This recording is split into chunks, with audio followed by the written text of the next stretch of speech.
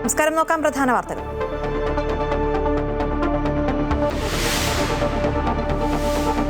വിഴിഞ്ഞം അന്താരാഷ്ട്ര തുറമുഖത്തിന്റെ രണ്ടാം ഘട്ടത്തിന് തുടക്കം. മുഖ്യമന്ത്രി ഉദ്ഘാടനം ചെയ്തു. വിഴിഞ്ഞം വിസ്മയമായി മാറിയെന്ന് പിണറായി വിജയൻ.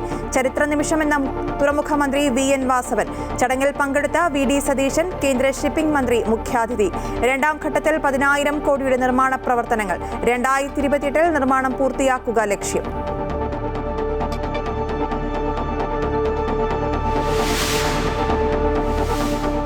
കേരളത്തിന് പുതിയ അതിവേഗ റെയിൽവേ പദ്ധതിയുമായി E ശ്രീധരൻ. 3.25 മണിക്കൂറിൽ തിരുവനന്തപുരം കണ്ണൂർ യാത്ര സാധ്യമാക്കുന്ന പദ്ധതിയുടെ ചെലവ് 1 ലക്ഷം കോടി രൂപ.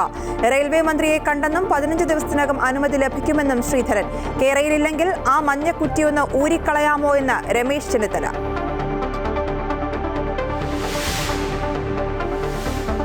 പാർട്ടിക്കെതിരെ ഗുരുതര വെളിപ്പെടുത്തൽ നടത്തിയ CPM കണ്ണൂർ ജില്ലാ കമ്മിറ്റി അംഗം V കുഞ്ഞികൃഷ്ണനെ തള്ളി ജില്ലാ നേതൃത്വം. ആരോപണം വാസ്തവവിരുദ്ധമെന്നും പാർട്ടി അപമാനിക്കാനുള്ള നീക്കമെന്നും MP ജയരാജൻ.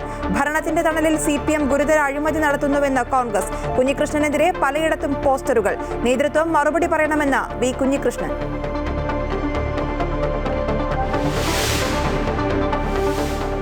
ശബരിമല സ്വർണ്ണക്കൊള്ളക്കേസിൽ SITയുടെ വീഴ്ചയ്ക്കെതിരെ പ്രതിപക്ഷ നേതാവ്. കുറ്റപത്രം സമർപ്പിക്കാത്തത് മുഖ്യമന്ത്രിയുടെ ഓഫീസിലെ സമ്മർദ്ദം കാരണമെന്ന് VD സതീശൻ. കേസിൽപ്പെട്ട നേതാക്കളെ CPM സംരക്ഷിക്കുന്നുവെന്ന് സണ്ണി ജോസഫ്. 27-ന് കോൺഗ്രസിന്റെ പ്രതിഷേധ സംഗമം. സെൻട്രൽ മോട്ടോർ വാഹന ചട്ടത്തിൽ ഭേദഗതി. വാഹന ചലാൻ സംവിധാനം കൂടുതൽ കർശനമാക്കി.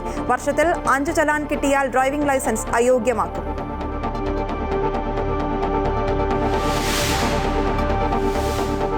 20 കോടിയുടെ ക്രിസ്മസ് പുതുവത്സര ബമ്പർ കോട്ടയത്ത് വിറ്റ ടിക്കറ്റിന്. ഒന്നാം സമ്മാനം XC 138455 എന്ന നമ്പറിന്. ബമ്പർ അടിച്ചത് കാഞ്ഞിരപ്പള്ളി സ്വദേശി സുദീപ്. വിറ്റ ടിക്കറ്റിന് ഓരോ കോടി രൂപ വീതം 20 പേർക്ക് രണ്ടാം സമ്മാനം. വിഴിഞ്ഞം അന്താരാഷ്ട്ര തുറമുഖം തുടർ വികസന പ്രവർത്തനങ്ങളുടെ നിർമ്മാണത്തിന് തുടക്കമായി. മുഖ്യമന്ത്രി പിണറായി വിജയൻ രണ്ടാം ഘട്ടത്തിന്റെ ഉദ്ഘാടനം നിർവഹിച്ചു. അദാനി ഗ്രൂപ്പുമായി 2023 ഏർപ്പെട്ട സപ്ലിമെന്ററി കരാർ പ്രകാരമാണ് തുറമുഖത്തിന്റെ 2, 3, 4 ഘട്ടങ്ങൾ 17 വർഷം മുൻപേ സംയോജിതമായി തീർക്കുന്നത്. 10,000 കോടി രൂപയുടെ നിർമ്മാണ പ്രവർത്തനങ്ങളാണ് രണ്ടാം ഘട്ടത്തിൽ നടക്കുന്നത്.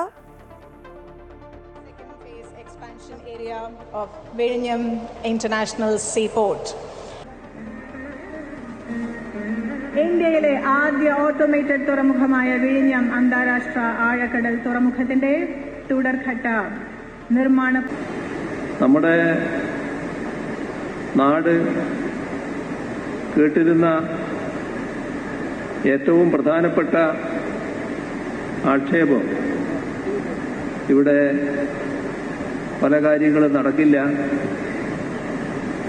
ഒന്നും നേരെ രൂപയെ നടക്കില്ല, ഇതൊന്നും കേരളത്തിന് പറ്റിയ കാര്യമല്ല എന്നൊക്കെ പറഞ്ഞുകൊണ്ട് നമ്മളെ ആക്ഷേപിച്ചവരും പരിഹസിച്ചവരുമുണ്ടായിരുന്നു. പക്ഷേ ആ ആക്ഷേപങ്ങൾക്കും പരിഹാസങ്ങൾക്കും നമ്മൾ മറുപടി നൽകിയത് ഇതുപോലുള്ള അനേകം പദ്ധതികൾ യാഥാർത്ഥ്യമാക്കിക്കൊണ്ടാണ്. ഇവിടെ പലതും നടക്കും എന്ന് തന്നെ എല്ലാവരും പൂർണ്ണമായി ഉൾക്കൊള്ളുന്ന അവസ്ഥയിലേക്ക് മാറ്റാൻ നമുക്ക് കഴിയും. ഇപ്പോൾ വിഴിഞ്ഞം പദ്ധതിയുടെ രണ്ടാം ഘട്ടത്തിലേക്കാണ് കടക്കുന്നത്. രണ്ടാം ഘട്ടം അൻഫ്ലിറ്റ് ഡിസൂസ ചേരുന്നുണ്ട്. അൻഫ്ലിറ്റ്, കേരളത്തിന്റെ അഭിമാന പദ്ധതിയുടെ രണ്ടാം ഘട്ടമാണ് ഇപ്പോൾ മുഖ്യമന്ത്രി നടത്തിയിരിക്കുന്നത്. ഒപ്പം അദ്ദേഹം പറഞ്ഞത് വിഴിഞ്ഞം വിസ്മയമായി മാറിയെന്നാണ്. എന്തൊക്കെ കാര്യങ്ങളാണ് അദ്ദേഹം പറഞ്ഞത്?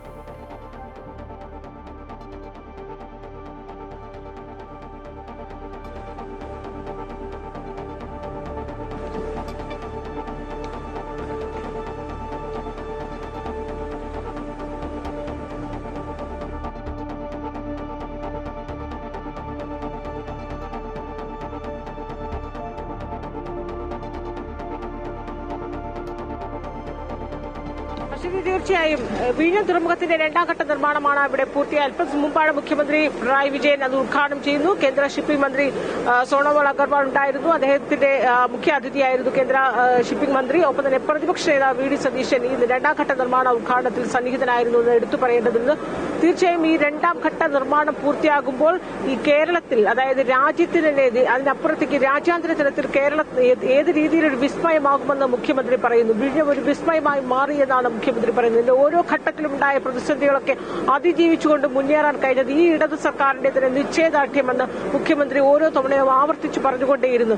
ഇതിന് ഏറ്റവും അധികം പ്രതിസന്ധികൾ നേരിട്ട ഒരു കാലഘട്ടത്തിൽ എന്തൊക്കെ പ്രതിസന്ധികൾ നേരിടേണ്ടി വന്നു അതൊക്കെ തന്നെ അതിജീവിച്ച് അത് സാമ്പത്തികമായും അല്ലാതെയും ഉണ്ടായ പ്രതിസന്ധികൾ, പ്രകൃതി ദുരന്തങ്ങളിലൂടെ ഓരോ സമയത്ത് പോക്കി ദുരന്തമായാലും കോവിഡൊക്കെ ആയാലും ഉണ്ടായിരുന്ന ആ സമയത്തൊക്കെ ഉണ്ടായിരുന്ന എല്ലാ തരത്തിലും പ്രതിസന്ധികൾ ഉണ്ടായിരുന്നു. ഈ പ്രതിസന്ധികളൊക്കെ അതിജീവിച്ചുകൊണ്ട് വിഴിഞ്ഞം തുറമുഖം നിർമ്മാണം രണ്ടാം ഘട്ടം പൂർത്തിയാക്കാൻ കഴിഞ്ഞത് ഈ സർക്കാരിന്റെ ഇച്ഛാശക്തിയാണ് എന്ന് വേദിയിൽ സംസാരിക്കുന്നു മുഖ്യമന്ത്രി സംസാരിക്കുമ്പോൾ ഇതിൽ എടുത്തു പറയേണ്ടത് മന്ത്രി വി ശിവൻകുട്ടിയാണ്. വി ശിവൻകുട്ടി ആദ്യം പ്രസംഗിക്കുമ്പോൾ തന്നെയും കേന്ദ്രമന്ത്രിയെ വേദിയിലിരുത്തി അദ്ദേഹം കേന്ദ്രം ഈ വിഴിഞ്ഞം തുറമുഖ നിർമ്മാണം ബന്ധപ്പെട്ട് കേന്ദ്രത്തിൽ നിന്നുണ്ടായ പ്രത്യേകിച്ച് VGF ഫണ്ടുമായി ബന്ധപ്പെട്ടാണ്. അതായത് VGF ഫണ്ട് സംസ്ഥാനം കേരളത്തിൽ ഒരു കേന്ദ്രത്തിന്റെ കേന്ദ്രാവിഷ്കൃത പദ്ധതികൾ എപ്പോൾ തന്നെയും അത് പ്രത്യേകിച്ച് ഈ തുറമുഖം പോലുള്ള വലിയ പ്രോജക്ടുകൾ നടക്കുമ്പോൾ VGF ആണ്. അതിൽ സംസ്ഥാനങ്ങൾ നൽകുന്ന ഫണ്ട് തിരികെ നൽകണം എന്നുള്ള ഒരു കരാറുണ്ട്. പക്ഷേ വിഴിഞ്ഞം സമാനമായ തൂത്തുക്കുടി ഉൾപ്പെടെയുള്ള തുറമുഖങ്ങളിലൊക്കെ തന്നെ VGF ഫണ്ട് തിരികെ നൽകിയെങ്കിലും വിഴിഞ്ഞത്ത് മാത്രം അത് നൽകിയില്ല എന്നുള്ള ആക്ഷേപം അത് നിരന്തരം കേരളം ആ ആക്ഷേപം ഉന്നയിച്ചുകൊണ്ടിരിക്കുന്നു. അത് കേന്ദ്ര ഷിപ്പിംഗ് മന്ത്രിയുടെ സാന്നിധ്യത്തിൽ തന്നെയും മന്ത്രി വി ശിവൻകുട്ടി വിമർശനം ഉന്നയിക്കുകയും ചെയ്തു എന്ന് എടുത്തു പറയേണ്ടതാണ്. പക്ഷേ അതേസമയം ഈ വിഴിഞ്ഞം പദ്ധതി, ഈ വിഴിഞ്ഞം തുറമുഖ നിർമ്മാണം രണ്ടാം ഘട്ടം ഇങ്ങനെ പൂർണ്ണമായി നിൽക്കുമ്പോൾ അത് പൂർണ്ണമായും ഇടത് സർക്കാരിന്റെ തന്നെ നിശ്ചയദാർഢ്യമെന്ന് ആവർത്തിക്കുകയാണ് ഓരോ സമയം. പ്രത്യേകിച്ച് ഈ തെരഞ്ഞെടുപ്പ് സമയത്തും അതല്ലാതെ ഈ പിണറായി സർക്കാരിന്റെ പിണറായി സർക്കാരിന്റെ മാത്രം അതൊരു നേട്ടമായി LDF ഉയർത്തിക്കാട്ടുമ്പോൾ ഈ വിഴിഞ്ഞം പോർട്ടിന്റെ അദാനി പോർട്ടിന്റെ MP ആയ കരൺ അദാനി പ്രസംഗിക്കുമ്പോൾ ഇത് ഉമ്മൻചാണ്ടി സർക്കാരിനെ കൂടി അദ്ദേഹം ഓർമ്മിക്കുന്നു. ഉമ്മൻചാണ്ടി സർക്കാരിന്റെ പങ്കും കൂടി അദ്ദേഹം എടുത്തു പറഞ്ഞു എന്നുള്ളതും ഈ ശ്രദ്ധേയമായിരുന്നു. കാരണം ഉമ്മൻചാണ്ടി സർക്കാരിനെ പൂർണ്ണമായും വിസ്മരിച്ചിരുന്നു ഈ പിണറായി സർക്കാർ. ഉമ്മൻചാണ്ടി സർക്കാരിന്റെ നേട്ടങ്ങളൊന്നും ഉയർത്തിക്കാട്ടുന്നില്ല വിഴിഞ്ഞം തുറമുഖവുമായി ബന്ധപ്പെട്ട് എന്ന് ഒന്നാം ഘട്ട നിർമ്മാണം കമ്മീഷനിങ് ചെയ്യുമ്പോൾ പ്രധാനമന്ത്രി ഇവിടുന്ന് കമ്മീഷൻ ചെയ്യുന്ന സമയത്തൊക്കെ ഇതിന് വലിയ രീതിയിൽ വിവാദമുണ്ടാവുകയും പ്രതിപക്ഷം അത് ബഹിഷ്കരിക്കുകയും ഒക്കെ ചെയ്തത് നമ്മുടെ മുന്നിലുള്ളതാണ്. അതുകൊണ്ട് തന്നെ ഈ സമയത്ത് കരൺ അദാനി ഉമ്മൻചാണ്ടിയുടെ പങ്ക് എടുത്തു പറഞ്ഞു എന്നുള്ളതും ശ്രദ്ധേയം. അതോടൊപ്പം തന്നെ പ്രതിപക്ഷ നേതാവ് വി ഡി സതീശൻ പ്രസംഗിക്കുമ്പോൾ അദ്ദേഹം ഓരോ വിമർശനങ്ങൾ ഓരോന്നുമായി അക്കമിട്ട് നിരത്തുകയായിരുന്നു. അതായത് ഈ 2014 ഇതിന്റെ ആരംഭിക്കുന്നു. അതിനുശേഷം സ്ഥലം ഏറ്റെടുപ്പൊക്കെ 90% പൂർത്തിയായി എന്നാണ് പറയുന്നത്. 2014 നമുക്കറിയാം ഉമ്മൻചാണ്ടി സർക്കാരിന്റെ ഒരു കാലമാണ്. അതിനുശേഷം അതായത് പറഞ്ഞു വരുന്നത് അദ്ദേഹം മുൻ മുഖ്യമന്ത്രി ഉമ്മൻചാണ്ടിയെ സ്മരിച്ചും അദ്ദേഹത്തെ ആദരിച്ചുകൊണ്ടാണ് വി ഡി സതീശൻ അത് പറഞ്ഞു സംസാരിച്ചു തുടങ്ങിയത് തന്നെ. അതിനുശേഷം അദ്ദേഹം ഈ തൊട്ടുമുമ്പ് സംസാരിച്ച മുഖ്യമന്ത്രിയുമാകട്ടെ ഇത് 10 വർഷത്തെ നേട്ടങ്ങൾ ഓരോന്നും എടുത്തു പറയുമ്പോൾ അതിനുശേഷം തൊട്ടു പിന്നാലെ സംസാരിച്ച പ്രതിപക്ഷ നേതാവ് വി ഡി സതീശൻ സർക്കാർ ഈ 10 വർഷവും ഈ വിഴിഞ്ഞം തുറമുഖവുമായി ബന്ധപ്പെട്ട് സർക്കാരിന്റെ ഭാഗത്തുനിന്നുണ്ടാകുന്ന പോരായ്മകൾ ചൂണ്ടിക്കാട്ടി എന്നുള്ളതാണ് ശ്രദ്ധേയമാകുന്നത്. അതായത് അതിലാദ്യം ഈ 2014 ഉമ്മൻചാണ്ടി സർക്കാരിൽ നിന്ന് പിണറായി സർക്കാരിലേക്ക് കൈമാറുമ്പോൾ സ്ഥലം ഏറ്റെടുപ്പൊക്കെ 90% പൂർത്തിയാക്കി. പിന്നീട് അതിനുശേഷം മന്ദഗതിയിലായിരുന്നു. റിംഗ് റോഡ് നിർമ്മാണം പ്രഖ്യാപിച്ചുവെങ്കിലും വർഷങ്ങൾ ഇത്ര കഴിഞ്ഞ റിംഗ് റോഡ് നിർമ്മാണം നടന്നില്ല. മത്സ്യത്തൊഴിലാളികൾക്ക് ഹാർബർ നിർമ്മാണം ഇതുവരെ നടന്നില്ല. അതുൾപ്പെടെയുള്ള റെയിൽവേ പ്രോജക്ട് നടന്നില്ല. 5 വർഷം കഴിഞ്ഞിട്ട് റെയിൽവേ പ്രോജക്ട് 2019 പൂർത്തിയാക്കുമെന്ന് പറഞ്ഞു. 2026 ആകുമ്പോൾ റെയിൽവേ പ്രോജക്ട് പൂർത്തിയാക്കിയില്ലെന്ന് തുടങ്ങിയിട്ട് പോലുമില്ല. ഇതടക്കമുള്ള വിമർശനങ്ങൾ ഓരോന്നും തന്നെയും മുഖ്യമന്ത്രിയുടെ സാന്നിധ്യത്തിൽ മുഖ്യമന്ത്രിയെ വേദിയിലിരുത്തി വിമർശിച്ചു എന്നാണ് എടുത്തു പറയേണ്ടത്. അതിനുശേഷം പ്രസംഗം പൂർത്തിയാക്കി എവിടെയാണോ കുറവ് വന്നത് ആ കുറവ് കണ്ടെത്തി പരിഹരിച്ച് മുന്നോട്ട് പോകണമെന്നുള്ള ഒരു വിമർശനവും കൂടി നൽകിയിട്ടാണ് പ്രതിപക്ഷ നേതാവ് അദ്ദേഹത്തിന്റെ പ്രസംഗം കഴിഞ്ഞ ശേഷം അദ്ദേഹം വേദിയിൽ നിന്ന് ഇറങ്ങിപ്പോവുകയും ചെയ്തു. എല്ലാവരോടും പറഞ്ഞിട്ട് തന്നെയാണ് മറ്റെന്തോ അത്യാവശ്യ പരിപാടിയുണ്ട് എന്ന് പറഞ്ഞ് അദ്ദേഹം ഇറങ്ങിപ്പോകുന്നു. തൊട്ടു പിന്നാലെ ധനമന്ത്രി സംസാരിക്കുമ്പോൾ മുൻ മുഖ്യമന്ത്രിമാരുടെ പങ്കുകൾ സ്മരിക്കേണ്ടതുണ്ട് എന്ന് പറയുമ്പോഴും LDFിലെ ഉണ്ടായിരുന്ന മുൻ മുഖ്യ EK നായനാർ VS ഒപ്പം ഉമ്മൻചാണ്ടിയുടെ പേര് അദ്ദേഹം വെറുതെ ഒന്ന് പറഞ്ഞു പോയത് മാത്രമാണ്. പക്ഷെ അപ്പോഴും ധനമന്ത്രി കഴിഞ്ഞ പിണറായി സർക്കാരിന്റെ 10 വർഷത്തെ പിണറായി സർക്കാരിന്റെ നിശ്ചയദാർഢ്യം കൊണ്ട് തന്നെയാണ് ഈ പദ്ധതി ഈ രീതിയിലെ രണ്ടാം ഘട്ടം ഇവിടെ എത്താൻ നമുക്ക് സാധിച്ചു എന്ന് അദ്ദേഹം പിന്നീട് സംസാരിച്ച മന്ത്രി GR അനിലായാലും ഒക്കെ തന്നെ മുഖ്യമന്ത്രി പിണറായി വിജയന്റെ നിശ്ചയദാർഢ്യമെന്ന് ഓരോ മന്ത്രിമാരും എടുത്തെടുത്ത് ആവർത്തിച്ച് പറയുന്നത് നമുക്കിവിടെ കാണാമായിരുന്നു. അതായത് ഈ രണ്ടാം ഘട്ട നിർമ്മാണ ഉദ്ഘാടനം ഒരു രാഷ്ട്രീയ വേദിയാക്കി കൂടി ഇതൊരു പൊതുപരിപാടിയാണ്. പക്ഷെ അവിടെ പ്രതിപക്ഷ നേതാവ് മുഖ്യമന്ത്രിമാരും മന്ത്രിമാരും ഒക്കെ തന്നെ ഇതൊരു രാഷ്ട്രീയ വേദി, രാഷ്ട്രീയം പറയാനുള്ള ഒരു വേദി കൂടിയാക്കി മാറ്റി എന്നത് എടുത്തു പറയേണ്ടതാണ്. കാരണം വിഴിഞ്ഞം തുറമുഖ നിർമ്മാണവുമായി ബന്ധപ്പെട്ട് വലിയ രീതിയിൽ അത് ആരുടെ നേട്ടമാണ്, അല്ലെങ്കിൽ വിഴിഞ്ഞം തുറമുഖം അത് ആരുടെ കുഞ്ഞാണ് എന്നൊക്കെ തന്നെയുള്ള വലിയ വിവാദം പ്രധാനമന്ത്രിയുടെ ഉദ്ഘാടനത്തിന് വന്ന സമയത്ത് LDF UDF തമ്മിൽ പോരടിക്കുന്നൊക്കെ നമ്മൾ കണ്ടു. അതിന്റെ ഒരു ബാക്കി പത്രമായി ഇപ്പോൾ ഈ രണ്ടാം ഘട്ട നിർമ്മാണം നടന്ന ഈ ഉദ്ഘാടന വേദി തന്നെ മുഖ്യമന്ത്രിയും മന്ത്രിമാരും പ്രതിപക്ഷ നേതാവും വിനിയോഗിച്ചു എന്നത് എടുത്തു പറയേണ്ടതാണ്. അത് മറ്റൊന്നുമല്ല, തെരഞ്ഞെടുപ്പാണ്. തെരഞ്ഞെടുപ്പിന് നാളുകൾ മാത്രം ബാക്കി നിൽക്കുമ്പോൾ കേരളത്തിന് ഏറ്റവും വലിയ വികസന നേട്ടം, വികസന കുതിപ്പായി LDF ഉയർത്തിക്കാട്ടുന്ന വിഴിഞ്ഞം അന്താരാഷ്ട്ര തുറമുഖം, ആ അന്താരാഷ്ട്ര തുറമുഖത്തിന്റെ രണ്ടാം ഘട്ട നിർമ്മാണ വേദിയിൽ അതിനെ രാഷ്ട്രീയമായി വിനിയോഗിക്കുകയായിരുന്നു മുഖ്യമന്ത്രി മന്ത്രിമാരും. പക്ഷേ പ്രതിപക്ഷ നേതാവ് അതിനെ തടയിടുന്നു. പ്രതിപക്ഷ നേതാവും ഇതിന്റെ ഭരണ നേട്ടങ്ങൾ മുൻ മുഖ്യമന്ത്രി ഉമ്മൻചാണ്ടിയുടെ നേട്ടമായി ഇതിനെ പറയുന്നു. ഒപ്പം തന്നെ ഈ 10 വർഷം ഭരിച്ചിട്ടും ഇവിടെ എവിടേക്കാണോ ഡിസൂസിയാണ് വിശദാംശങ്ങൾ നൽകിയത്. വിഴിഞ്ഞം അന്താരാഷ്ട്ര തുറമുഖത്തിന്റെ തുടർ വികസന പ്രവർത്തനങ്ങളുടെ നിർമ്മാണത്തിന് തുടക്കമായിരിക്കുകയാണ്. മുഖ്യമന്ത്രി പിണറായി വിജയനാണ് രണ്ടാം ഘട്ടത്തിന്റെ ഉദ്ഘാടനം നിർവഹിച്ചത്. അദാനി ഗ്രൂപ്പുമായി 2023 ഏർപ്പെട്ട സപ്ലിമെന്ററി കരാർ പ്രകാരമാണ് തുറമുഖത്തിന്റെ 2, 3, 4 ഘട്ടങ്ങൾ സംയോജിതമായി നടപ്പാക്കുന്നത്. കേരളത്തിന് പുതിയ അതിവേഗ റെയിൽവേ പദ്ധതിയുമായി ശ്രീധരൻ. DPR തയ്യാറാക്കാൻ ശ്രീധരനുമായി റെയിൽവേ ധാരണയായി. 3.25 മണിക്കൂർ കൊണ്ട് തിരുവനന്തപുരത്ത് നിന്ന് കണ്ണൂരിലേക്ക് എത്താവുന്ന റെയിൽ പദ്ധതിക്ക് 1 ലക്ഷം കോടി രൂപയാണ് ചെലവ് പ്രതീക്ഷിക്കുന്നത്. സംസ്ഥാന സർക്കാരിന്റെ കേരയിൽ പദ്ധതി പൂർണ്ണമായും തള്ളിയാണ് പുതിയ അതിവേഗ പാതയുടെ പദ്ധതി തയ്യാറാക്കുന്നത്. തിരുവനന്തപുരത്ത് നിന്നും കണ്ണൂരിലേക്ക് 3.25 മണിക്കൂർ കൊണ്ട് എത്താനാകുന്ന ട്രെയിന് മണിക്കൂറിൽ 200 കിലോമീറ്റർ വേഗതയുണ്ടാകും. റെയിൽവേ ലൈനിന്റെ 60% ആകാശപാതയും 20% ഭൂഗർഭ പാതയുമാണ്. ഏതാണ്ട് 10% മാത്രമാകും സാധാരണ ലൈൻ. സിൽവർ ലൈൻ പദ്ധതി പോലെ കേരളത്തെ രണ്ടായി വിഭജിക്കാത്ത പുതിയ പാതയ്ക്കായി 25 മീറ്റർ വീതിയിൽ മാത്രമാകും ഭൂമി ഏറ്റെടുക്കേണ്ടി വരിക. നിർമ്മാണത്തിന് ശേഷം ഫില്ലർ നൽകുന്ന സ്ഥലം ഒഴിച്ച് ബാക്കി ഭാഗം ഉടമസ്ഥർക്ക് തന്നെ നിയന്ത്രണത്തോടെ വാടകയ്ക്ക് നൽകും. തിരുവനന്തപുരത്ത് നിന്നും കൊല്ലം, കൊട്ടാരക്കര, അടൂർ വഴി കോട്ടയത്തെത്തി എറണാകുളം നെടുമ്പാശ്ശേരി വിമാനത്താവളം വഴി തൃശൂർ, കുന്നംകുളം, എടപ്പാൾ, കരിപ്പൂർ വിമാനത്താവളം, കോഴിക്കോട് വഴി കണ്ണൂരിലെത്താവുന്ന രീതിയിലാണ് പുതിയ റെയിൽ വരിക. അതിവേഗ പാതയ്ക്കായി കേന്ദ്ര സംസ്ഥാന സർക്കാരുകൾ പങ്കാളികളായ പുതിയ കമ്പനി രൂപീകരിക്കും. 59% റെയിൽവേയും 41% സംസ്ഥാന സർക്കാരും വഹിക്കേണ്ടി വരും. കൊങ്കൺ റെയിൽവേയിൽ നിന്നും 40,000 കോടി വായ്പയായും ബാക്കി 60,000 കോടി രൂപ കേന്ദ്ര സംസ്ഥാന സർക്കാരുകൾ ലഭ്യമാക്കേണ്ടിയും വരും. 5 വർഷം കൊണ്ട് പൂർത്തിയാക്കാൻ കഴിയുന്ന പദ്ധതിക്കായി സംസ്ഥാന സർക്കാരും കേന്ദ്ര സർക്കാരും പ്രതിവർഷം 6,000 കോടി രൂപ വീതം വകയിരുത്തേണ്ടി വരും. 560 യാത്രക്കാർക്ക് സഞ്ചരിക്കാവുന്ന മിനിമം 7 കോച്ചുകളുള്ള ട്രെയിനുകളാണ് ഉപയോഗിക്കുക. 5 മിനിറ്റ് ഇടവേളകളിൽ ട്രെയിൻ സർവീസ് നടത്താനാകും. സിൽവർ ലൈൻ പദ്ധതി നിലച്ചതോടെ വഴിമുട്ടി നിൽക്കുന്ന കേരളത്തിന്റെ അതിവേഗ യാത്ര സ്വപ്നങ്ങൾക്ക് ശ്രീധരൻ മുന്നോട്ട് വയ്ക്കുന്ന പദ്ധതിയിലൂടെ വീണ്ടും ചിറക് മുളയ്ക്കുകയാണ്. ഭൂമി ഏറ്റെടുക്കൽ കാര്യമായ തടസ്സമുണ്ടായില്ല എങ്കിൽ 5 വർഷം കൊണ്ട് കേരളം പുതിയ വേഗത്തിൽ സഞ്ചരിക്കും. അമൃത ന്യൂസ്, മലപ്പുറം. കേരളയിലില്ലെങ്കിൽ ആ മഞ്ഞക്കുറ്റിയൊന്ന് ഊരിക്കളയാമോ എന്ന് രമേശ് ചെന്നിത്തല. ആളുകൾക്ക് സ്ഥലം വിൽക്കാൻ പോലും പറ്റുന്നില്ലെന്ന് അദ്ദേഹം ആരോപിച്ചു. അതിവേഗ റെയിൽപാത വിഷയത്തിൽ പ്രതികരിക്കുകയായിരുന്നു രമേശ് ചെന്നിത്തല. തെരഞ്ഞെടുപ്പ് വരാനിരിക്കെ ഇനി ഇതുപോലെ പലതും പറയും. ഈ സർക്കാരിന്റെ കാലത്ത് ഒന്നും നടക്കാൻ പോകുന്നില്ല. KV തോമസ് പറഞ്ഞ എന്തെങ്കിലും നടന്നിട്ടുണ്ടോ എന്നും രമേശ് ചെന്നിത്തല ചോദിച്ചു. ധനരാജ് രക്തസാക്ഷി ഫണ്ടിൽ നിന്ന് 46 ലക്ഷം രൂപ CPM Payyanur MLA TI Madhusoodanan അടക്കമുള്ളവർ തട്ടിയെടുത്തുവെന്ന ഗുരുതര വെളിപ്പെടുത്തൽ നടത്തിയ CPM കണ്ണൂർ ജില്ലാ കമ്മിറ്റി അംഗം V കുഞ്ഞികൃഷ്ണനെ തള്ളി CPM. കുഞ്ഞികൃഷ്ണനെതിരെ അച്ചടക്ക നടപടിക്കൊരുങ്ങുകയാണ് CPM. അതിനിടെ കുഞ്ഞികൃഷ്ണനെതിരെ പയ്യന്നൂരിൽ പലയിടത്തും പോസ്റ്ററുകൾ പ്രത്യക്ഷപ്പെട്ടു. CPMനെ പിടിച്ചുകുലുക്കുന്ന വെളിപ്പെടുത്തലാണ് കണ്ണൂർ ജില്ലാ കമ്മിറ്റി അംഗം V കുഞ്ഞികൃഷ്ണൻ നടത്തിയത്. 2016 കൊല്ലപ്പെട്ട ധനരാജിന്റെ പേരിൽ സമാഹരിച്ച രക്തസാക്ഷി ഫണ്ടിൽ നിന്നും 46 ലക്ഷം രൂപ CPM Payyanur MLA TI Madhusoodanan അടക്കമുള്ളവർ തട്ടിയെടുത്തു എന്നതാണ് വെളിപ്പെടുത്തൽ. മുഖ്യമന്ത്രി പിണറായി വിജയനും CPM സംസ്ഥാന സെക്രട്ടറി MV ഗോവിന്ദനും ഇക്കാര്യം അറിയാമെന്നും കുഞ്ഞികൃഷ്ണൻ പറയുന്നു. മുൻ സംസ്ഥാന സെക്രട്ടറി കോടിയേരി ബാലകൃഷ്ണനോട് താൻ ഇക്കാര്യം പറഞ്ഞിരുന്നതായും അദ്ദേഹം വെളിപ്പെടുത്തി. ധനരാജിന്റെ കുടുംബത്തിന് വീട് നിർമ്മിച്ചു നൽകാനും കേസ് നടത്താനുമായിരുന്നു ഫണ്ട് ശേഖരണത്തിന്റെ ഉദ്ദേശം. എന്നാൽ 2021 വരെ കണക്കുകൾ അവതരിപ്പിച്ചിരുന്നില്ല. 2020 ഏരിയ സെക്രട്ടറിയായ താൻ ആവർത്തിച്ച് ചോദിച്ചെങ്കിലും ഒന്നും ലഭിച്ചില്ല. 2021 സമ്മേളനത്തിന് തൊട്ടുമുൻപ് കണക്കുകൾ ഓഡിറ്റ് ചെയ്യാൻ തന്നെ ചുമതലപ്പെടുത്തിയപ്പോഴാണ് വിചിത്രമായ കണക്കുകൾ കണ്ടെത്തിയത് എന്നും അദ്ദേഹം പറയുന്നു. വീട് നിർമ്മാണത്തിന് 34.75 ലക്ഷത്തിന്റെ ചെക്ക് നൽകി എന്നായിരുന്നു കണക്ക്. എന്നാൽ ചെക്ക് പരിശോധിച്ചപ്പോൾ 29.75 ലക്ഷം രൂപ കോൺട്രാക്ടറുടെ അക്കൗണ്ടിലേക്കും 5 ലക്ഷം രൂപ അന്നത്തെ ഏരിയ സെക്രട്ടറി KP മധുവിന്റെ അക്കൗണ്ടിലേക്കും പോയതായി കണ്ടെത്തി. ഏരിയ കമ്മിറ്റിയുടെ കെട്ടിട നിർമ്മാണത്തിന് 40 ലക്ഷം രൂപ ഉപയോഗിച്ചുവെന്നും പറയുന്നു. എന്നാൽ കെട്ടിടം പണിക്കുള്ള ഫണ്ട് അവിടെയുണ്ടായിരുന്നു. രക്തസാക്ഷി ഫണ്ട് ഉപയോഗിക്കേണ്ട കാര്യമില്ലായിരുന്നുവെന്നും കുഞ്ഞികൃഷ്ണൻ പറഞ്ഞു.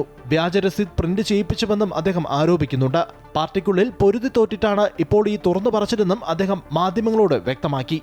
പാർട്ടിക്കകത്ത് ഇത് നിരന്തരം ഉന്നയിച്ചിട്ടും പരിഹാരമാകുന്നില്ല എന്ന ഒരു ഘട്ടത്തിലാണ് ജനങ്ങളോട് തുറന്നു പറയുക എന്ന ഒരു നിലപാട് ഞാൻ സ്വീകരിച്ചത്. അതിന് ഒരു പുസ്തകം എഴുതുക എന്ന ഒരു രീതിയാണ് ഞാൻ അവലംബിച്ചത്. അതേസമയം വെളിപ്പെടുത്തലിന് പിന്നാലെ കുഞ്ഞികൃഷ്ണനെതിരെ പയ്യന്നൂരിൽ വ്യാപക പോസ്റ്ററുകൾ പ്രത്യക്ഷപ്പെട്ടു. തടവറകളും ഇടിമുറുകളും വിളിച്ച നാളുകളിൽ വിശുദ്ധൻ എവിടെയായിരുന്നു എന്നാണ് പോസ്റ്ററിൽ ചോദിക്കുന്നത്. കുഞ്ഞികൃഷ്ണൻ ഉന്നയിച്ച ആരോപണങ്ങളടക്കം ചർച്ച ചെയ്യാൻ CPM കണ്ണൂർ ജില്ലാ കമ്മിറ്റി യോഗം നാളെ ചേരും. പാർട്ടിയെ പ്രതിരോധത്തിലാക്കിയ പരസ്യ പ്രസ്താവനയിൽ ജില്ലാ കമ്മിറ്റി അംഗം കൂടിയായ കുഞ്ഞികൃഷ്ണനെതിരെ അച്ചടക്ക നടപടിക്കും സാധ്യതയേറെയാണ്. News desk Amrita news. അതേസമയം കുഞ്ഞികൃഷ്ണനെ തള്ളി CPM നേതാവ് MV ജയരാജൻ. ഒരു തരത്തിലുമുള്ള ഫണ്ട് തട്ടിപ്പും നടന്നിട്ടില്ല. ആരോപണം വാസ്തവ വിരുദ്ധമാണ്. പാർട്ടിയെ അപമാനിക്കാനുള്ള നീക്കമാണ് കുഞ്ഞികൃഷ്ണൻ നടത്തിയതെന്നും ജയരാജൻ പറഞ്ഞു. കോടിയേരി ബാലകൃഷ്ണനെ അപമാനിക്കുകയാണ് കുഞ്ഞികൃഷ്ണൻ ചെയ്തതെന്നും അദ്ദേഹം കുറ്റപ്പെടുത്തി. CPIM-ന്റെ അന്തരിച്ച മഹാനായ നേതാവ് കോടിയേരി ബാലകൃഷ്ണൻ അടക്കമുള്ള നേതാക്കൾക്കെതിരെ ആക്ഷേപമുന്നയിച്ചുകൊണ്ട് CPIM ഫണ്ട് തട്ടുന്ന പാർട്ടിയാണ് എന്ന് കുഞ്ഞികൃഷ്ണൻ ചില മാധ്യമങ്ങൾക്ക് നൽകിയ അഭിമുഖത്തിൽ പറഞ്ഞ കാര്യങ്ങളെല്ലാം വാസ്തവ വിരുദ്ധമാണ്. പയ്യന്നൂർ MLA മധുസൂദനനെതിരെ പാർട്ടി ജില്ലാ കമ്മിറ്റി അംഗം കുഞ്ഞികൃഷ്ണൻ ഉയർത്തിയ സാമ്പത്തിക ക്രമക്കേടിൽ നടപടിയെടുക്കുവാൻ സർക്കാർ തയ്യാറാകുന്നില്ലെന്ന് VD സതീശൻ. പാർട്ടിയുടെ ശ്രദ്ധയിൽപ്പെട്ടിട്ടും പോലീസിനെ അറിയിക്കാത്തത് ഗുരുതരമായ ക്രിമിനൽ കുറ്റമാണ്. പാർട്ടിയെ തന്നെ പോലീസ് സ്റ്റേഷനും കോടതിയും ആക്കുന്നത് ഒരു തരത്തിലും അംഗീകരിക്കാനാകില്ലെന്നും VD സതീശൻ പറഞ്ഞു. ഇത് പാർട്ടിക്കും ഗവൺമെന്റിനും ഉള്ളവർക്കും ഈ ആരോപണം കൊടുത്തിട്ട് ഒരു കേസ് പോലും എടുത്തിട്ടില്ല എന്നുള്ളതാണ് യാഥാർത്ഥ്യം. CPM എന്താണ്? ഇതെല്ലാം പാർട്ടി കോടതിയാണോ? പ്രളയ ഫണ്ടും കോവിഡ് ഫണ്ടും ഒക്കെ തട്ടിയെടുക്കാൻ മടിയില്ലാത്ത പാർട്ടിയാണ് CPM എന്ന് തെളിയിച്ചിരിക്കുന്നു. കരുവന്നൂരിൽ കോടികളാണ് തട്ടിയെടുത്തത്. പാർട്ടി തന്നെ പ്രതിയായി. CPM തന്നെ കരുവന്നൂരിൽ പ്രതിയായി. പാർട്ടിയും പാർട്ടിയുടെ നേതാക്കളും പൊതു ഫണ്ട് കൊള്ളയടിക്കുന്നതായിട്ട് ആരോപണം വന്നിട്ട് അതിലൊരു അന്വേഷണവും നടത്താൻ, ഒരു തരത്തിലുള്ള അന്വേഷണം നടത്താൻ സർക്കാർ തയ്യാറാവുന്നില്ല എന്നത് പാർട്ടി തന്നെ പോലീസ് സ്റ്റേഷനും പാർട്ടി തന്നെ കോടതിയുമാകുന്ന പരിപാടി നടക്കില്ല. അതുകൊണ്ട് ഇത്തരം കാര്യങ്ങളിൽ നിയമപരമായി ചെയ്യേണ്ട നടപടികൾ സ്വീകരിക്കണം എന്ന് ഞങ്ങൾ ശക്തിയായി ആവശ്യപ്പെടുന്നു. CPM-ൽ നടന്നുകൊണ്ടിരിക്കുന്ന സാമ്പത്തിക ക്രമക്കേടുകളുടെ ഒരു അംശം മാത്രമാണ് പുറത്തുവന്നതെന്ന് കോൺഗ്രസ് നേതാവ് രമേശ് ചെന്നിത്തല. ഭരണത്തിന്റെ തണലിൽ ഗുരുതരമായ അഴിമതികളാണ് CPM നടത്തിക്കൊണ്ടിരിക്കുന്നത്. അതിന്റെ പ്രത്യക്ഷമായ ഉദാഹരണമാണ് പയ്യന്നൂരിൽ പുറത്തുവന്നത്. ഇതിനെതിരെ ശക്തമായ നടപടികൾ ഉണ്ടാകണമെന്നും അദ്ദേഹം വ്യക്തമാക്കി. ഇതൊരു മഞ്ഞുമലയുടെ അറ്റം മാത്രമാണ്. CPM-ൽ നടന്നുകൊണ്ടിരിക്കുന്ന ഗുരുതരമായ സാമ്പത്തിക ക്രമക്കേടുകളുടെ ഒരു അംശം മാത്രമാണ് ഇപ്പോൾ പുറത്തു വന്നിരിക്കുന്നത്. ഇത് കഴിഞ്ഞ കുറേ നാളുകളായി പയ്യന്നൂർ ഏരിയ കമ്മിറ്റിയുമായി ബന്ധപ്പെട്ട് നടന്നുകൊണ്ടിരിക്കുന്ന കാര്യമാണ്. പണം വെട്ടിക്കുക, സൊസൈറ്റിയിൽ നിന്ന് ചതുപ്പ് ധനം എടുക്കുക, ഇങ്ങനെയുള്ള ധാരാളം അഴിമതി പുറത്ത് വന്നുകൊണ്ടിരിക്കുന്ന കാര്യം. പുറത്ത് കൊണ്ടുവന്ന ആളുടെ പേര് ശാസിക്കുകയാണ് ചെയ്തിട്ടുള്ളത്. കുഞ്ഞികൃഷ്ണൻ ജില്ലാ കമ്മിറ്റി അംഗങ്ങളാണ്. അദ്ദേഹം ഇത് പറഞ്ഞതിൻ്റെ പേര് അദ്ദേഹത്തെ ശാസിക്കുന്നു. തന്നെയുമല്ല ജില്ലാ സെക്രട്ടറി പറഞ്ഞിരിക്കുന്നത് ഒരു കുഴപ്പമില്ല എന്ന് പറഞ്ഞിരിക്കുന്നു. ഇതാണ് CPM-ൽ നടന്നുകൊണ്ടിരിക്കുന്നത്. ഭരണത്തിൽ ശബരിമല സ്വർണ്ണക്കൊള്ളയിൽ SIT-ക്കെതിരെ വീണ്ടും വിമർശനവുമായി പ്രതിപക്ഷ നേതാവ് VD സതീശൻ. അന്വേഷണത്തിലും കുറ്റപത്രം സമർപ്പിക്കുന്നതിലും SIT-ക്ക് വീഴ്ചയുണ്ടായി. സർക്കാർ സമ്മർദ്ദത്തെ തുടർന്ന് ഇടക്കാല കുറ്റപത്രം സമർപ്പിക്കാതെ കുറ്റവാളികൾക്ക് ജാമ്യം ലഭിക്കാനുള്ള സാഹചര്യം ഒരുക്കി നൽകുകയായിരുന്നുവെന്നും VD സതീശൻ ആരോപിച്ചു. ഒരു ഇടക്കാല കുറ്റപത്രം പോലും സമർപ്പിക്കാതെ ഇത് നീണ്ടുപോകുന്നത് കുറ്റവാളികൾ മുഴുവൻ ജയിലിൽ നിന്ന് പുറത്തിറക്കുന്നതിന് കാരണമാവും. അന്വേഷണത്തിൻ്റെ റഡാറിൽ നിൽക്കുന്ന ആളുകൾക്ക് കൂടി അവർ അറസ്റ്റ് ചെയ്യപ്പെട്ടാൽ അവർക്ക് ജാമ്യം കിട്ടുന്നതിന് ഈ ജാമ്യം ഒരു കാരണമായി മാറും. അതുകൊണ്ട് ഞങ്ങൾ നേരത്തെ ഒരു ആരോപണം ഉന്നയിച്ചിരുന്നു, SITയുടെ മീതെ അതിശക്തമായ സമ്മർദ്ദമാണ് മുഖ്യമന്ത്രിയുടെ ഓഫീസിനുള്ളതെന്ന്. പക്ഷേ SIT വീഴ്ച വരുത്തിയിട്ടുണ്ട്. കാരണം 90 ദിവസത്തിനുള്ളിൽ കുറ്റപത്രം സമർപ്പിച്ചില്ലെങ്കിൽ കുറ്റവാളികളായ ആളുകൾക്ക് ജാമ്യം കിട്ടുമെന്നും അവർ പുറത്തിറങ്ങിയാൽ ഇനിയും തെളിവുകൾ നശിപ്പിക്കാനുള്ള സാധ്യതയുണ്ട് എന്നുള്ള യാഥാർത്ഥ്യമുള്ളതുകൊണ്ടാണ് കോടതി അല്ലാതെയുള്ള ജാമ്യം അവർക്ക് നിഷേധിച്ചത്. ശബരിമല സ്വർണ്ണക്കൊള്ളയിൽപ്പെട്ട നേതാക്കളെ CPM സംരക്ഷിക്കുന്നുവെന്ന് KPCC അധ്യക്ഷൻ അഡ്വക്കേറ്റ് സണ്ണി ജോസഫ് MLA. സ്വർണ്ണക്കൊള്ളയിലെ ശരിയായ അന്വേഷണത്തിനായി കോൺഗ്രസ് പ്രതിഷേധം കടുപ്പിക്കും. 27-ന് സെക്രട്ടേറിയറ്റിന് മുൻപിലും DCCകളുടെ നേതൃത്വത്തിൽ കളക്ടറേറ്റുകൾക്ക് മുൻപിലും പ്രതിഷേധ സംഗമങ്ങൾ സംഘടിപ്പിക്കുമെന്നും അദ്ദേഹം പറഞ്ഞു. ഇപ്പോഴും പ്രതികളെ പാർട്ടി സംരക്ഷിക്കുന്ന സമീപനമാണ് സ്വീകരിക്കുന്നത്.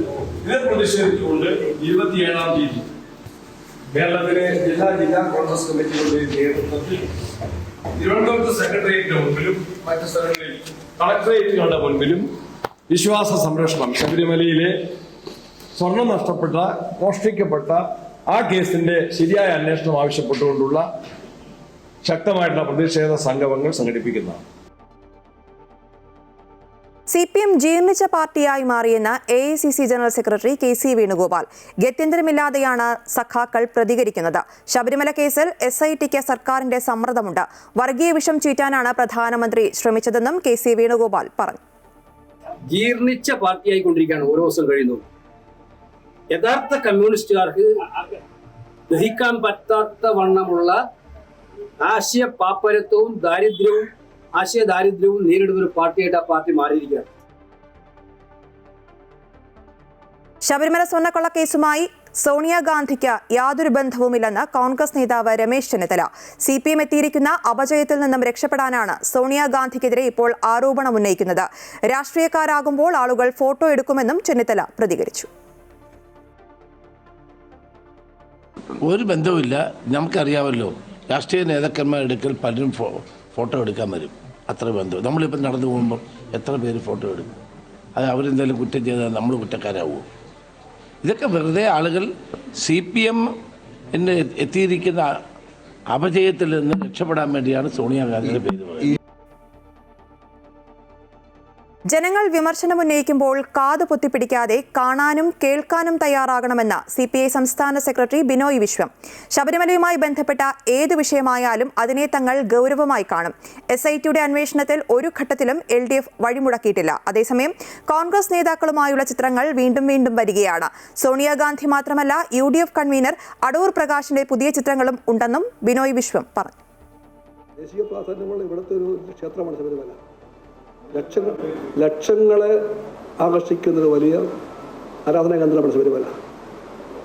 അതുമായിട്ട് ബന്ധപ്പെട്ട ഏത് വിഷയം വന്നാലും ഞങ്ങൾ അതിൻ്റെ ഗൗരവമായിട്ട് കാണുന്നു. സെൻട്രൽ മോട്ടോർ വാഹന ചട്ട ഭേദഗതി കേരളത്തിലും കർശനമാക്കി. പുതുതായി ഭേദഗതി ചെയ്ത സെൻട്രൽ മോട്ടോർ വാഹന ചട്ടങ്ങൾ 2026 പ്രകാരമുള്ള വാഹൻ ചലാൻ സംവിധാനമാണ് കർശനമാക്കിയിരിക്കുന്നത്. പുതിയ ഭേദഗതി പ്രകാരം ചലാൻ കിട്ടിയാൽ 45 ദിവസത്തിനുള്ളിൽ പിഴയൊടുക്കണം.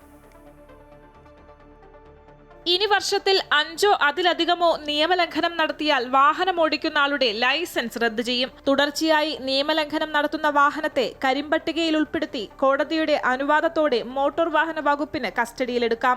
RTOയ്ക്കാണ് കുറ്റക്കാർക്കെതിരെ നടപടിയെടുക്കാൻ അധികാരമുള്ളത്. ലൈസൻസ് സസ്പെൻഡ് ചെയ്യുന്നതിന് മുൻപ് വാഹന ഉടമയുടെ ഭാഗം കേൾക്കണമെന്നും പുതിയ ചട്ടത്തിലുണ്ട്. ചെലാൻ ലഭിച്ച 45 ദിവസത്തിനുള്ളിൽ തുക അടയ്ക്കണം. കാലാവധി നീട്ടി നൽകില്ല. ചെലാൻ സ്വീകരിക്കുകയോ അല്ലെങ്കിൽ ചോദ്യം ചെയ്യുകയോ ചെയ്യാം. പരാതിയുണ്ടെങ്കിൽ തെളിവുകൾ സഹിതം അപ്പീലും നൽകാം. ഒരു വ്യക്തിക്ക് ചലാൻ ചോദ്യം ചെയ്യണമെങ്കിൽ അയാൾ തന്നെ കോടതിയെ സമീപിക്കണം. മുൻപ് വകുപ്പ് കോടതിയെ സമീപിക്കുമായിരുന്നു. ഇപ്പോൾ തെറ്റ് നടന്നിട്ടില്ലെന്ന് തെളിയിക്കാനുള്ള ബാധ്യത വ്യക്തിക്കായിരിക്കും. 45 ദിവസത്തിനുള്ളിൽ ചോദ്യം ചെയ്തില്ലെങ്കിൽ കുറ്റം സമ്മതിച്ചതായി കണക്കാക്കും. അങ്ങനെയുള്ളവർ 45 ദിവസം കഴിഞ്ഞുള്ള അടുത്ത 30 ദിവസത്തിനുള്ളിൽ തുക അടയ്ക്കേണ്ടി വരും. പരാതി നൽകിയാൽ അത് 30 ദിവസത്തിനുള്ളിൽ തീർപ്പാക്കണം. പരാതി ശരിയാണെന്ന് കണ്ടാൽ ചലാൻ റദ്ദാക്കും. പരാതി തള്ളുകയാണെങ്കിൽ ഉത്തരവ് വന്ന് 30 ദിവസത്തിനുള്ളിൽ തുക അടയ്ക്കണം. വീണ്ടും കോടതിയെ സമീപിക്കണമെങ്കിൽ ചലാൻ തുകയുടെ 50% കെട്ടിവയ്ക്കണം. പരാതി തള്ളിയിട്ടും 30 ദിവസത്തിനുള്ളിൽ തുക അടയ്ക്കുകയോ കോടതിയെ സമീപിക്കുകയോ ചെയ്തില്ലെങ്കിൽ കുറ്റം സമ്മതിച്ചതായി കണക്കാക്കും. അടുത്ത 15 ദിവസത്തിനുള്ളിൽ തുക അടയ്ക്കുകയും വേണം. ട്രാൻസ്പോർട്ട് കമ്മീഷണർമാരുടെ യോഗത്തിൽ ഉയർന്നുവന്ന നിർദ്ദേശങ്ങൾ ഉൾപ്പെടുത്തിയാണ് മോട്ടോർ വാഹന നിയമത്തിൽ ഭേദഗതി വരുത്തിയത്. Amrita news, Thiruvananthapuram. Christmas new year bumper നറുക്കെടുപ്പ് ഫലം പ്രഖ്യാപിച്ചു. ഒന്നാം സമ്മാനമായ 20 കോടി രൂപ XC 138455 എന്ന ടിക്കറ്റ് നമ്പറിനാണ് ലഭിച്ചത്. മലയാളികൾ കാത്തിരുന്ന Christmas new year bumper lottery നറുക്കെടുപ്പ് ഫലം പ്രഖ്യാപിച്ചു. ഒന്നാം സമ്മാനമായ 20 കോടി രൂപ XC 138455 ടിക്കറ്റ് നമ്പറിനാണ് ലഭിച്ചത്. കോട്ടയത്ത് A. സുദീഖ് എന്ന ലോട്ടറി ഏജൻസി വിറ്റ ടിക്കറ്റിനാണ് സമ്മാനം. രണ്ടാം സമ്മാനം 1 കോടി രൂപ വീതം 20 പേർക്ക്. XD 241658, XT 286844, XB 182497, XK 489087, XC 362518 തുടങ്ങി 20 ടിക്കറ്റുകൾക്കാണ് രണ്ടാം സമ്മാനം ലഭിച്ചത്. മൂന്നാം സമ്മാനം 10 ലക്ഷം രൂപ വീതം 20 പേർക്കും ലഭിച്ചു. തിരുവനന്തപുരത്തെ ഗോർക്കി ഫമിലെ കേരള സംസ്ഥാന ഭാഗ്യക്കുറിയുടെ നറുക്കെടുപ്പ് വേദിയിലാണ് ബമ്പർ നറുക്കെടുപ്പ് നടന്നത്.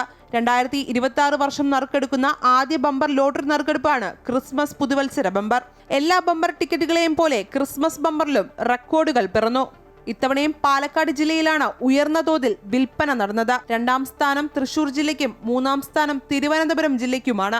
അമൃത ന്യൂസ്, തിരുവനന്തപുരം. കോട്ടയം ജില്ലയിലെ കാഞ്ഞിരപ്പള്ളിയിൽ വിറ്റുപോയ ടിക്കറ്റിനാണ് ഒന്നാം സമ്മാനം ലഭിച്ചിരിക്കുന്നത്. ന്യൂ ലക്കി സെന്റർ എന്ന ഏജൻസിയിൽ നിന്നാണ് ടിക്കറ്റ് വിറ്റിരിക്കുന്നത്. ചില്ലറയായി വിറ്റുപോയ ടിക്കറ്റാണെന്നും വാങ്ങിയയാളെ അറിയില്ലെന്നും സ്ഥാപന ഉടമ സുദീപ് പറഞ്ഞു. കേരള ലോട്ടറിയുടെ ക്രിസ്മസ് നവവത്സര ബമ്പറിന്റെ ഒന്നാം സമ്മാനമായ 20 കോടി രൂപ അടിച്ചിരിക്കുന്നത് കാഞ്ഞിരപ്പള്ളിയിലുള്ള ന്യൂ ലക്കി സെന്റർ എന്ന ഈ ഏജൻസിയിൽ നിന്നും വിറ്റുപോയ ടിക്കറ്റിനാണ്. ഈ ഏജൻസിയിലുള്ളവരോട് നമുക്കിതിൻ്റെ വിശേഷങ്ങൾ ചോദിക്കാം. ചേട്ടാ, ഇവിടുന്ന് വിറ്റുപോയ ടിക്കറ്റിനാണ്. എന്നാണ് വിറ്റത്? ആർക്കാണ് കൊടുത്തത്? എന്തെങ്കിലും നിശ്ചയമുണ്ടോ?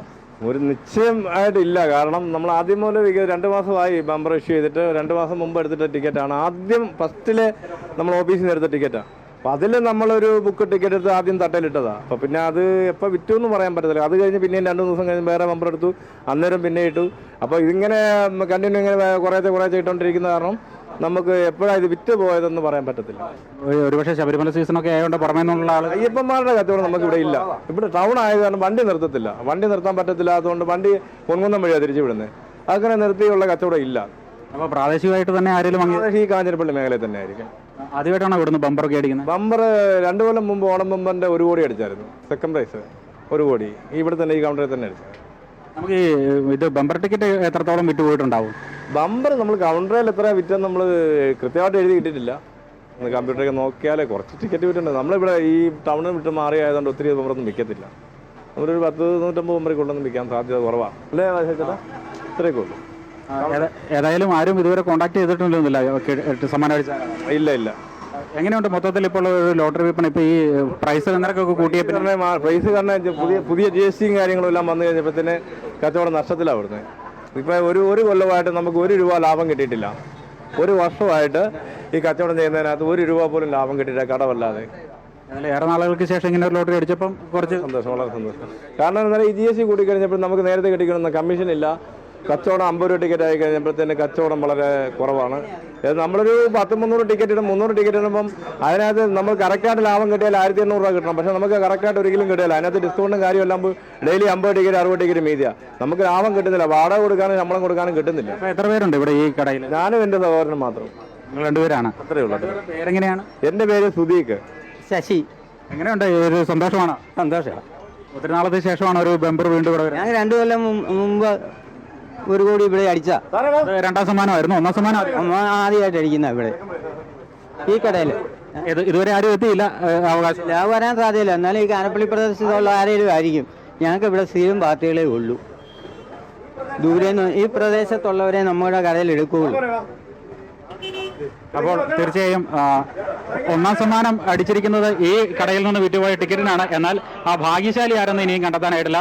ഏതായാലും കടയുടമകൾ പറയുന്നത് പോലെ ഇത് പ്രാദേശികമായിട്ടുള്ള ആളുകളെ മാത്രമാണ്. കാരണം ടൗൺ പ്രദേശമാണ്. ഇവിടെ വാഹനങ്ങൾ നിർത്താനുള്ള അസൗകര്യം മൂലം ഈ പ്രദേശത്ത് സ്ഥിരമായി എത്തുന്നവർ മാത്രമാണ് ഇവിടെ ഇന്ന് ടിക്കറ്റ് എടുക്കാറുള്ളത്. അതുകൊണ്ട് ഈ കാഞ്ഞിരപ്പള്ളി പഞ്ചായത്തിലോ അല്ലെ സമീപ പഞ്ചായത്തുകളിലുള്ള ആർക്കെങ്കിലും ആയിരിക്കാം ഈ ടിക്കറ്റ് അടിച്ചിരിക്കുന്നത്, ഈ ടിക്കറ്റ് ഈ ഒന്നാം സമ്മാനം അടിച്ചിരിക്കുന്നതാണ് കരുതുന്നത്. അല്ലെങ്കിൽ കാഞ്ഞിരപ്പള്ളിയിൽ നിന്നും ക്യാമറമാൻ ജിതുകൃഷ്ണനൊപ്പം പ്രശാന്ത് ജോസഫ്, അമൃത ന്യൂസ്, കോട്ടയം.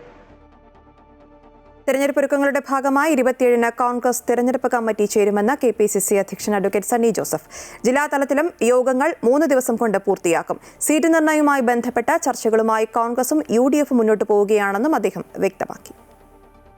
തെരഞ്ഞെടുപ്പ് ഒരുക്കങ്ങളുടെ പ്രവർത്തനങ്ങൾ ത്വരിതപ്പെടുത്താൻ തീരുമാനിച്ചു. 27-ാം തീയതി തന്നെ കേരളത്തിലെ കോൺഗ്രസ് സെലക്ഷൻ കമ്മിറ്റി 27-ന് തിരുവനന്തപുരത്ത് ചേരുന്നു. അതേ തുടർന്ന് ജില്ലാ തലത്തിലുള്ള നേതാക്കന്മാർ, സംസ്ഥാന നേതാക്കന്മാരുടെയും DC പ്രസിഡന്റുമാരുടെയും രാഷ്ട്രീയകാര്യ സമിതി അംഗങ്ങളുടെയും ജില്ല തിരിച്ചുള്ള യോഗങ്ങൾ 3 ദിവസം കൊണ്ട് KPCC ചേരുകയാണ്. സീറ്റ് ചർച്ച ഉൾപ്പെടെയുള്ള മറ്റു കാര്യങ്ങളുമായിട്ട് UDFും കോൺഗ്രസും മുന്നോട്ട് പോകും.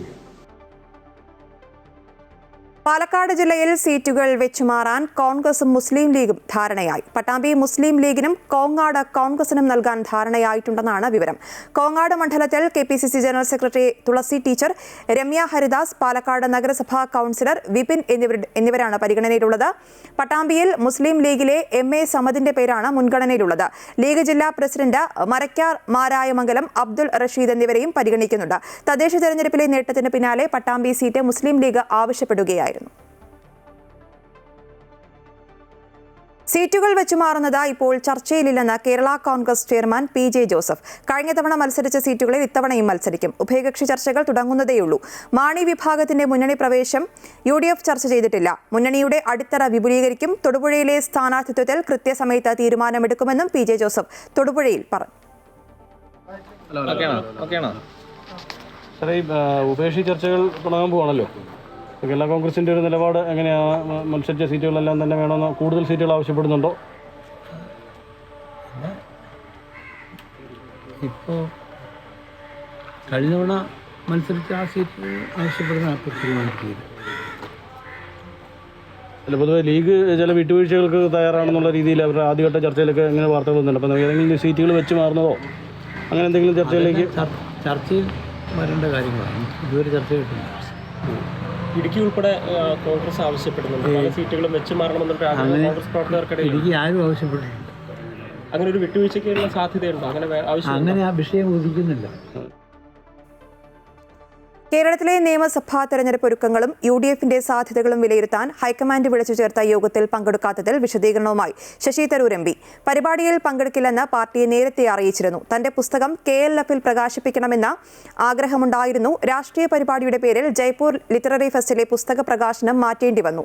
അതുകൊണ്ടാണ് കോഴിക്കോട് പങ്കെടുത്തതെന്നും തരൂർ പറഞ്ഞു. നോക്കൂ, എനിക്ക് പറയാനുള്ളതെല്ലാം ഞാൻ പാർട്ടി നേതൃത്വത്തോട് നേരിട്ട് പറയണം. നല്ലത് നിങ്ങൾ പല കാര്യങ്ങളും എഴുതിയ മാധ്യമത്തിൽ അതിൽ ചില കാര്യങ്ങൾ ശരിയായിരിക്കും, ചില കാര്യങ്ങൾ ശരിയായിരിക്കില്ല. ഞാൻ അതിനെക്കുറിച്ച് ഇവിടെ പബ്ലിക്ലി ചർച്ച നടക്കുന്നത് ശരിയല്ല.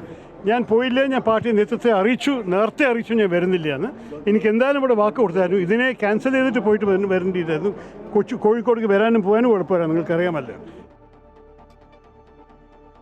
ഡൽഹിയിൽ നടന്ന നിയമസഭാ തെരഞ്ഞെടുപ്പ് ചർച്ചയിൽ ശശി തരൂർ പങ്കെടുക്കാത്തത് മുൻകൂട്ടി അറിയിച്ചിരുന്നുവെന്ന് പ്രതിപക്ഷ നേതാവ് VD സതീശൻ.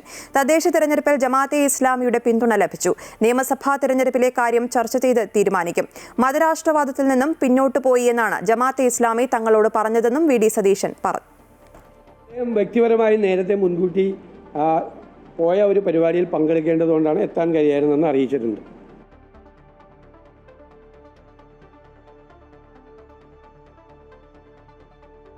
2020 തകർക്കാൻ LDFും UDFും ആസൂത്രിതമായി ശ്രമിച്ചപ്പോഴാണ് NDAയിൽ ചേരാൻ തീരുമാനിച്ചതെന്ന് സാബു ജേക്കബ്.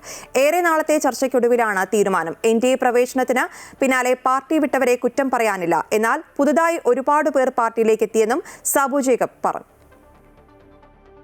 2020യുടെ NDA പ്രവേശനത്തിൽ വിശദീകരണം നൽകുകയായിരുന്നു പാർട്ടി അധ്യക്ഷൻ സാബു M ജേക്കബ്. 2020യെ ഭൂമുഖത്ത് നിന്ന് ഇല്ലാതാക്കണമെന്ന് തീരുമാനിച്ച് LDFും UDFും ആസൂത്രിതമായി ആക്രമിച്ചു. പാർട്ടിയെ തുടച്ചു നീക്കാനുള്ള ശ്രമമുണ്ടായപ്പോഴാണ് NDAയിലേക്ക് പോകാൻ തീരുമാനിച്ചത്. മുന്നണി പ്രവേശനത്തിൽ സംസ്ഥാന ഘടകത്തിലും ജില്ലാ ഘടകത്തിലും ചർച്ച നടത്തിയിരുന്നു. NDAക്കൊപ്പം ചേരുന്നതിലായിരുന്നു ഭൂരിഭാഗത്തിന്റെയും അഭിപ്രായമെന്നും സാബു ജേക്കബ് പറഞ്ഞു. 2020 പാർട്ടിയുടെ സംസ്ഥാന കമ്മിറ്റിയിലും ജില്ലാ കമ്മിറ്റിയിലുമെല്ലാം ചർച്ച ചെയ്ത് വളരെ മുമ്പ് തന്നെ തീരുമാനമെടുത്തുള്ളൊരു കാര്യമാണ്. ഈ ചർച്ചയിൽ പലരും സ്വതന്ത്രമായിട്ട് തന്നെ നിന്നാൽ മതി എന്നുള്ള അഭിപ്രായക്കാരുണ്ടായിരുന്നു. UDFൻ്റെ കൂടെ ചേരണമെന്നുള്ള അഭിപ്രായമുള്ള ആളുകളുണ്ടായിരുന്നു. എന്നാൽ LDFൻ്റെ കൂടെ കൂടണമെന്ന് ഒരാൾ പോലും അഭിപ്രായമുണ്ടായിരുന്നില്ല. അതേ സമയത്ത് ഭൂരിപക്ഷം ആളുകളും NDAയുടെ കൂടെ ഭാഗമാകണം എന്നുള്ള അഭിപ്രായമാണ് അവിടെ രേഖപ്പെടുത്തിയത്. അങ്ങനെ ആ യോഗത്തിൽ യുക്തമായ തീരുമാനമെടുക്കാനായിട്ട് പാർട്ടി അധ്യക്ഷനെ ചുമതലപ്പെടുത്തിയിട്ടുള്ളതാണ്. അപ്പോൾ ഒരു സുപ്രഭാതത്തിൽ പെട്ടെന്നുണ്ടായ, ആരും അറിയാതെ, ആരോടും ചർച്ച ചെയ്യാതെ എടുത്ത തീരുമാനമാണ് എന്നുള്ളത് വസ്തുതാവിരുദ്ധമാണ്. 2020 BJPയിൽ ലയിച്ചു എന്നത് തെറ്റായ വ്യാഖ്യാനമാണ്. BJPക്കൊപ്പം ചേരുമ്പോൾ തങ്ങളുടെ ആശയങ്ങളും മൂല്യങ്ങളും ബലി കഴിക്കില്ല. തീരുമാനത്തിൽ പ്രതിഷേധിച്ച 2020 വിട്ടുപോയവരെ കുറ്റം പറയില്ല. സ്വാഭാവികമായി വിട്ടുപോകൽ മാത്രമാണ് ഇപ്പോൾ ഉണ്ടായത്. ഇനിയും ആളുകൾ വിട്ടുപോയേക്കാം. ഒരാൾ പോകുമ്പോൾ 100 പേർ വരും. ഇത് മാറ്റത്തിന്റെ തുടക്കമാണെന്നും സാബു ജേക്കബ് വ്യക്തമാക്കി. 2016 സ്വതന്ത്ര സ്ഥാനാർത്ഥികളിൽ നിന്ന് ഒരു രാഷ്ട്രീയ പാർട്ടിയായിട്ട് രൂപം കൊണ്ടു കഴിഞ്ഞപ്പോൾ രാഷ്ട്രീയത്തിൽ വിശ്വാസമില്ലാത്ത ആളുകൾ അതിൽ നിന്ന് വിട്ടുപോയി. അന്നും ഇത് നടന്നിരുന്നു. പക്ഷേ പാർട്ടി വീണ്ടും ശക്തിയായി മുന്നോട്ട് പോയി. ഇപ്പോൾ ഇങ്ങനെ ഒരു തീരുമാനമെടുത്തു. ഇതും ഞങ്ങളെ സംബന്ധിച്ചൊരു പരിണാമമാണ്. ഇന്നത്തെ കാലഘട്ടത്തിന് ആവശ്യമായ ഒരു തീരുമാനം ഞങ്ങളെടുത്തു. ഒരു പ്രാദേശികമായിട്ട് ഒരു പ്രദേശത്ത് മാത്രമുണ്ടായിരുന്ന ഒരു രാഷ്ട്രീയ പാർട്ടി ദേശീയ തലത്തിലേക്ക് വളർന്നു. ദേശീയ ശ്രദ്ധ ആകർഷിക്കുന്ന തലത്തിലേക്ക് വളർന്നു. ന്യൂനപക്ഷങ്ങളെക്കുറിച്ച് പറയുന്നവർക്ക് അവരുടെ പ്രശ്നങ്ങൾക്ക് പരിഹാരം കാണാൻ സാധിച്ചിട്ടുണ്ടോ എന്നും സാബു ജേക്കബ് ചോദിച്ചു. ന്യൂനപക്ഷങ്ങളെ തമ്മിലടിപ്പിച്ച് രാഷ്ട്രീയ മുതലെടുപ്പാണ് ഇടതും വലതും നടത്തുന്നത്.